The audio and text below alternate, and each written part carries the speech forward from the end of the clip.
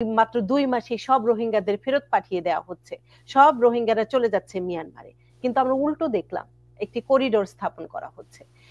পাকিস্তানের পররাষ্ট্রমন্ত্রী যখন আসলেন বাংলাদেশে, বলা হলো পাকিস্তান ক্ষমা চাইবে, বাংলা 1971 সালের পক্ষে বলা হয়েছে বিভিন্ন গণমাধ্যমে, সোশ্যাল মিডিয়াতে একদম। কিন্তু আমরা পরে দেখলাম পাকিস্তানে এ ধরনের কোনো কথাই হয়নি বাংলাদেশে যখন বৈঠক হয়েছে। আমি এই উদাহরণগুলো কেন আনলাম, তার কারণটি হচ্ছে সাধারণ মানুষ আমরা যখন রাজনীতির বিশ্লেষণটি আপনার মতো এত সূক্ষ্মভাবে বিশ্লেষণ করি না, তখন এই সাধারণ তথ্যগুলো দিয়ে আমরা বিচার করার বিশ্লেষণ করি। ও খুব ভালো যাচ্ছে, তো বাংলাদেশের জন্য অনেক ভালো করা হচ্ছে। এই যে তথ্যের অপব্যবহার কিংবা তথ্যগুলো ভুলভাবে উপস্থাপন করা, এবং জামাত শিবির থেকে শুরু করে সবাই সোশ্যাল মিডিয়াতে খুবই সরব এই ভুল তথ্য প্রচারের জন্য। তো সেই বিষয়ে আপনি অনেক দীর্ঘদিনের সাংবাদিকতার অভিজ্ঞতা সম্পন্ন একজন মানুষ, কি আসলে করণীয় কিংবা কি হতে যাচ্ছে ভবিষ্যৎ বাংলাদেশের এই মিথ্যা অপপ্রচার সবকিছু মিলিয়ে? বাংলাদেশের জন্য এখন পর্যন্ত আমরা কোনো ভালো সংবাদ আনতে পারিনি। এটাই দুঃখজনক। আমি বলছি স্যার, স্টুডেন্টদের কথা বলছিলাম কেন জানেন? ওই যে ওরা যখন আন্দোলন করলো হাসিনা সরকারের বিরুদ্ধে, তখন ওদের মধ্যে অনেক ছাত্রী ছিলেন, অনেক ছাত্রী বিভিন্ন ইউনিভার্সিটির, এবং হিজাব পরা ছাত্রীর চাইতে হিজাব ছাড়া ছাত্রী অনেক বেশি ছিলেন। এখন ওদের পুরো আন্দোলনের মধ্যে নাগরিক পার্টি তাদের মধ্যে টোকেন হিসাবে, শিখণ্ডী হিসাবে 2-3 জনকে রাখা হয়েছে। আর মানে সমস্ত নারীরা নিখোঁজ। এরা যদি কোনো মতে ক্ষমতায় যায় বা সিচুয়েশন কনসলিডেট করতে পারে, এগুলো চলে যাবে টোটাল এদের অবস্থা। আমি আফগানিস্তানের আমি এখানে একটা ছোট্ট উদাহরণ দিয়ে নিতে চাই। ওই আন্দোলন, কারণ বাংলাদেশে যখন এই জুলাই অভ্যুত্থান অনেকগুলো, আমি অনেকের ইন্টারভিউ নেওয়ার সুযোগ হয়েছিল, একদম প্রথম সারির এরকম এক নারী নেত্রী স্টুডেন্ট, যাকে হারুন সাহেব ধরে নিয়ে গেছিলেন 6 জনের মধ্যে একজন, হুম খুবই হুম একটা প্রমিনেন্ট মেয়েটা। তার ইন্টারভিউ নিয়েছিলাম আমি, তাকে আমি জিজ্ঞেস করেছিলাম যে ঠিক আছে আন্দোলন হলো, সফল হয়েছেন আপনারা, এখন তো অনেকগুলো জায়গায় আপনাদের দেখি না। উনি অনেকক্ষণ চুপ করে থেকে আমাকে উত্তর দিল, বাংলাদেশের মানুষ তো নারী নেতৃত্ব দেখতে চায় না। দুইজন আমি অবাক প্রধানমন্ত্রী, হয়ে গেছি, আমি দুইজন অবাক হয়ে প্রধানমন্ত্রী গেছি। হ্যাঁ, অবাক হয়ে গেছি। তার নিজেই হয়তো মানে ওই ধরনের রাজনীতি বিশ্বাস করেন, কিন্তু ওনার কথা এক্সেপশন। বাংলাদেশে 2জন প্রধানমন্ত্রী নারী ছিলেন, তাই না? 2জন প্রধানমন্ত্রী 10 আর 15, 25 বছর দেশ শাসন করেছেন। 25 বছর, 25.5 বছর। বেগম জিয়া 10.5 বছর শাসন করেছেন, শেখ হাসিনা 25.5 বছর শাসন করেছেন। বাংলাদেশের আয়ু হচ্ছে 54 বছর, 25.5 বছর, প্রায় 46% নারী। এটা একটা কথা, এইটা কোনো কথা না। আরেকটা হলো, এই কথা বললাম, তারপরে আমি রোহিঙ্গা ইস্যুতে যাই। ডক্টর ইউনূস হচ্ছেন প্রচার প্রবণ মানুষ, উনি প্রচার করেন। ওখানে কি 2 লাখ না 4 লাখ, 2 লাখ রোহিঙ্গার সাথে জাতিসংঘের সেক্রেটারি জেনারেল ইফতার করেছেন। কত হাজার ছিল? 50,000, 1 লাখ, 2 লাখ, ফিগারটা ভুলে গেছি। মিনিমাম 50, এক হুম, লাখ হুম, বা 2 লাখ বলা হয়েছিল। আপনি কি মনে করেন 50,000 লোকের সাথে একসাথে কোথায় অ্যারেঞ্জমেন্ট করা হয়েছিল? তারা নিজের ঘরে ঘরে ইফতার করেছে। 1,000, 2,000, 5,000কে এক জায়গায় বসানো হয়েছে এবং রাষ্ট্রের বিপুল খরচায় সেই ইফতার আয়োজন করা হয়েছে। এইটাও আরেক ধরনের নাটক। যাই হোক, ওই যে ইয়ের কথা বলছিলাম, আহ, রোহিঙ্গাদের ব্যাপারে আপনি যেটা বলছেন, তো রোহিঙ্গারা যদি ওখানে যেতে পারতো, এই এই এই এই এই গত কয়েক মাসে আরো বেশ কয়েক হাজার রোহিঙ্গাকে বাংলাদেশে ঠেলে দিয়েছে, জানেন? এটা দুঃখজনক। এবং আরো এদেরকে নতুন আরো 1.5 লাখ থেকে 2 লাখ নতুন রোহিঙ্গা প্রবেশ করেছে বাংলাদেশে। চিন্তা করে দেখেছেন? বেগম জিয়ার আমলে এবং তার আগে মিলে 4 লাখের মতো, শেখ হাসিনার আমলে প্রায় 10-11 লাখ, 15 লাখের মতো। এবারে যদি আরো 1-1.5 লাখ দেয়, তার মানে আর লাখ দুয়েক কাছে রাখাইনরা সুযোগ পেলে ওদেরকে হয়তো ওই যে গাজায় যেরকম হচ্ছে শ্বাস করে দেবে, নতুবা এখানে পাঠিয়ে দেবে। এই অবস্থার ভিতরে আছি। তো ফলে ওভারঅল সিচুয়েশন হতাশাব্যঞ্জক। এবং আমি তারপরও আমরা তো আমাদের দেশের কল্যাণ চাই, মাতৃভূমি, জন্মভূমি, হ্যাঁ, জন্মভূমির কল্যাণ চাই বলে আমরা আশা করব অতি দ্রুত একটা স্বচ্ছ নির্বাচন হোক। কিন্তু স্বচ্ছ নির্বাচন হবে না, আবার তারা বলছে, ইন্টারেস্টিং ব্যাপার শোনেন, তিনি বলছেন যে এই আইন শৃঙ্খলা পরিস্থিতি যা, স্বচ্ছ নির্বাচনের অবস্থা নাই, নির্বাচন করার অবস্থা নাই। নাগরিক ওয়ালাদের পক্ষ থেকে বলা হয়েছে পুরো ইলেকশন কমিশন সব বিএনপি, চিফ ইলেকশন কমিশন, অন্য কমিশন সবগুলো তাদের রিজিগনেশন দাবি করেছে।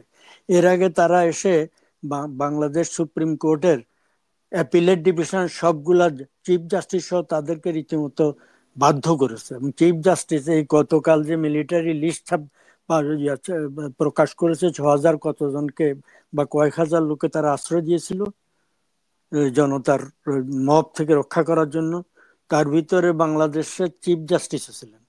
Can you imagine? প্রাণ রক্ষার জন্য চিফ জাস্টিস মিলিটারি ক্যান্টনমেন্টে আশ্রয় নিয়েছিলেন। বাংলাদেশ স্পিকার ছিলেন, অন্যদের কথা বাদ দেন, স্পিকার এবং চিফ জাস্টিস। যাই হোক, তো এইরকম তারা এখন মানে বলছে ওদেরকে পদত্যাগ করতে হবে। তারা বলছে আরেকটা কি বলেছে শোনেন, অ্যাডমিনিস্ট্রেশনের সর্বত্র, দেশের সর্বত্র সর্বক্ষেত্রে বিএনপির লোক বসে গেছে। ফলে এই মানে ওই নির্বাচন স্বচ্ছ নির্বাচন হবে না। ফলে তাদের নিশ্চয়ই ভিতরে আরেকটা এজেন্ডা আছে, ওই বিএনপির লোকগুলোকে তাড়াতে হবে। আওয়ামী লীগ গুলোকে তাড়িয়েছে যেটা তারা মনে করে আওয়ামী লীগ, আর এখন বিএনপির লোকে, তাহলে আর কাকে বসাবে? সমস্ত তথ্যই পর্যন্ত যা পাওয়া গেছে, বিএনপির লোক অনেক জায়গায় বসেছেন, কিন্তু বিএনপির চাইতে জামাতি লোক অ্যাডমিনিস্ট্রেশনে, সিকিউরিটি সার্ভিস গুলোতে, জুডিশিয়ারিতে, একাডেমিয়াতে সর্বত্র বসে গেছে। বেশিরভাগ নতুন ভাইস চ্যান্সেলর হয়েছেন জামাতপন্থী। তো ফলে তাদের লোক বসে গেছে, এবং বাকি অন্যগুলা যতদূর সম্ভব বসিয়ে দেয় তারপর নেই, সেটা বোধহয় আরেকটা এজেন্ডা। ব্যাপারটা বুঝছেন? এইটা কিন্তু লেটেস্ট খবর, আমি এখন যেটা বললাম যে ওখানে সব বিএনপির লোক বসে গেছে। ফলে এইটাও আর একটা এজেন্ডা, এদেরকে সরিয়ে টরিয়ে তারপর নির্বাচন করবে। তো তখন তাদের লোক সব জায়গায় বসলে তারা হালাল নির্বাচন করবে, তখন জামাত তো এসে যাবে। ফলে এইরকম একটা এজেন্ডা হচ্ছে কিনা, লক্ষণ ভালো না। ব্যাপারটা বুঝছেন? লক্ষণ ভালো না। এবং হয় ডক্টর ইউনূস মানে জাস্ট ক্ষমতা আঁকড়ে থাকার জন্য ওটা উপভোগ করছেন, তিনি এনজয় করছেন সেটার জন্য। কিন্তু তিনি প্রকৃতপক্ষে ব্যক্তিগতভাবে ডক্টর ইউনূস সম্পর্কে আমার ধারণার কথা বলি, তিনি সেকুলার হওয়ার কথা ব্যক্তিগতভাবে, ব্যক্তিগত জীবন আচরণে।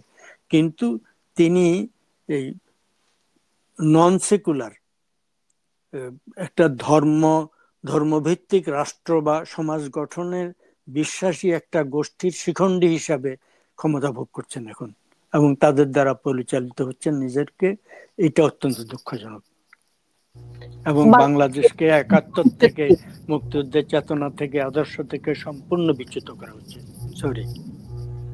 ভবিষ্যৎ কি আপনার দৃষ্টিতে এখন, খুব ছোট্ট করে যদি বলেন? প্রত্যেক রাষ্ট্রের আপস এন্ড ডাউনস আছে। যুক্তরাষ্ট্রে 250 বছর পরে পার্লামেন্ট ভবন আক্রান্ত হলো যুক্তরাষ্ট্রে। আচ্ছা, তো এইরকম হতেই থাকে। ব্রিটেনে পার্লামেন্টের ইতিহাস সেরকম, রাজাকে একবার খুন মেরে ফেলা হয়েছে, মৃত্যুদণ্ড আছে। আপস ডাউনস আছে, ফ্রান্সে হয়েছে।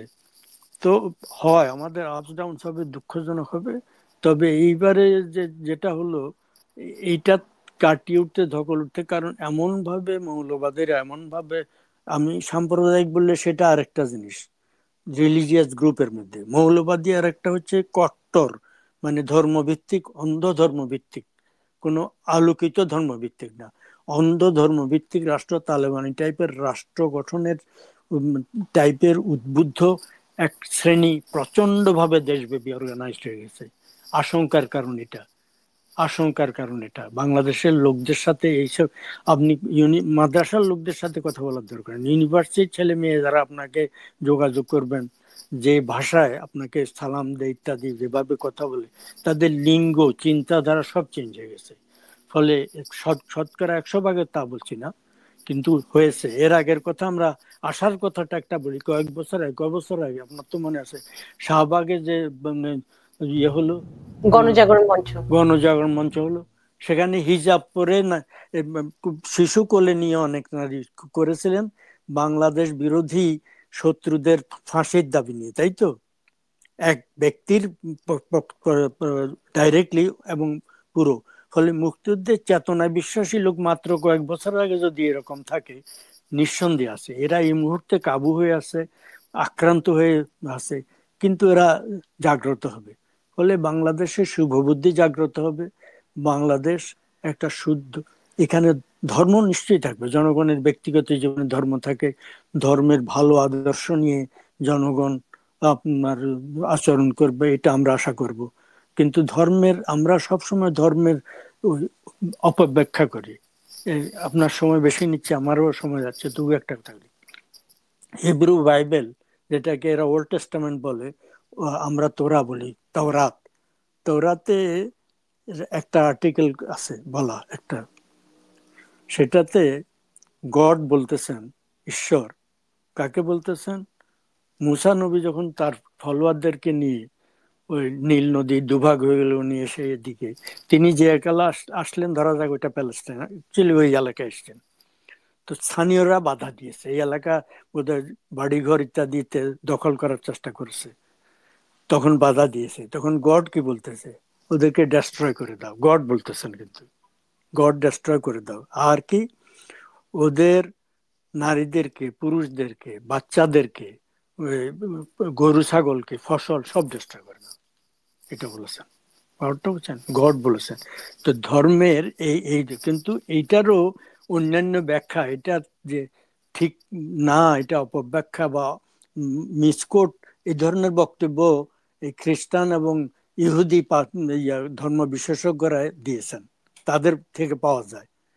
কিন্তু এইটাকে ব্যবহার করে কি কি করা হচ্ছে, এটা এক্স্যাক্টলি এখন এটা করা হচ্ছে ওইখানে, তাই না? ফলে পৃথিবীতে ধর্মের নামে কত যে মানে কাণ্ড হয়, এটা দুঃখজনক।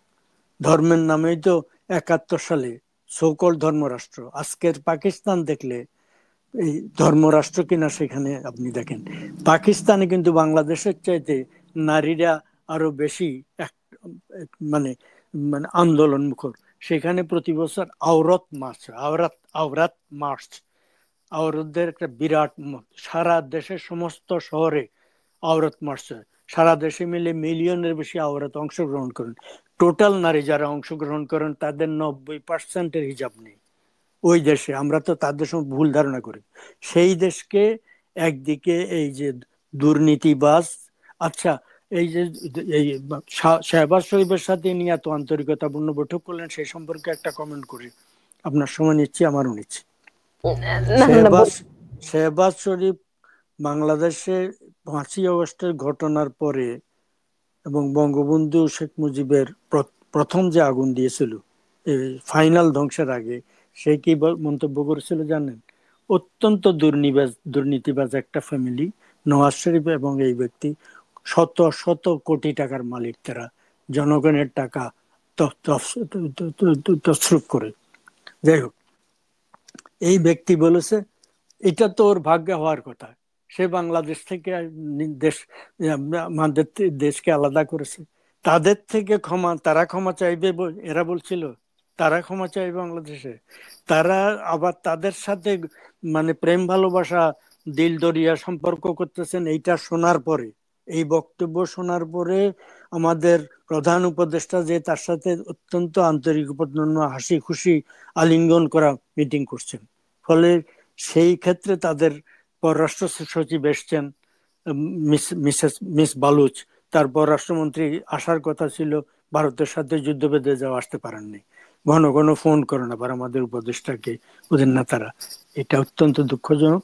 ফলে ওভারঅল আমাদের বিপদ সংকুল অবস্থা বেশ কিছুদিন কাটবে, কিন্তু আমি মনে করি একটি জাতির শুভ অন্তরাত্মা জাগ্রত হবে এবং এই অশুভ শক্তিকে তারা পরাভূত করতে সক্ষম হবে।